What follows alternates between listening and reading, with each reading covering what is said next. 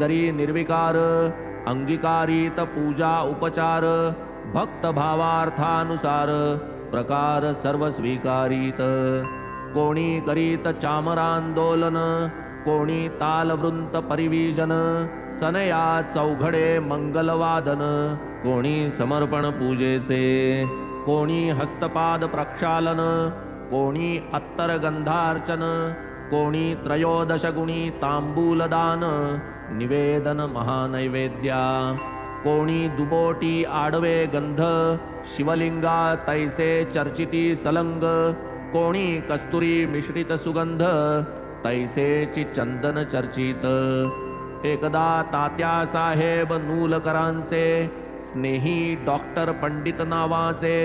घ्यावया दर्शन साई बाबांचे आले एकदाच शिर्डीत पाऊल ठेवता शिर्डीत आरंभी गेले मशिदीत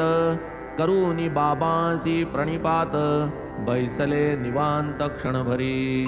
बाबा मग वदती तया ते जाई दादा भटाच्या येथे जा असे जा म्हणून बोटे हाते लाविती मार्गाते तयास पंडित दादांकडे गेले दादांनी योग्य स्वागत केले मग दादा बाबांचे पूजेस निघाले येता का विचारिले तयासी दादा समवेत पंडित गेले दादांनी बाबांचे पूजन केले कोणीही न तोवर लावाया धजले गंधाचे टिळे बाबांस कोणी कसाही येवो भक्त कपाळी गंध लावून देत मात्र म्हाळसापती गळ्यासी फासीत इतर ते लाविती पायाते परी हे पंडित भोळे भाविक दादांची तबकडी केली हस्तक धरूनिया श्री साईंचे मस्तक रेखिला सुरेख त्रिपुंड्र पाहुनी हे तयांचे साहस दादांचे मनी धासधूस चढतील बाबा परमकोपास काय हे धाडस म्हणावे ऐसे अघडते जरी घडले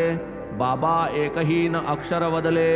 किंबहुना वृत्तीने प्रसन्न दिसले मुळी न कोपले तयावर असो ती वेळ जाऊ दिली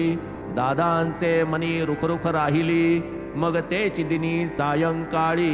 बाबांसी विचारिली ती गोष्ट आम्ही गंधाचा उलासा टिळा लावू जाता आपुलिया निढळा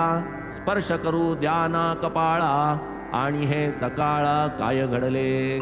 आमुच्या टिळ्याचा कंटाळा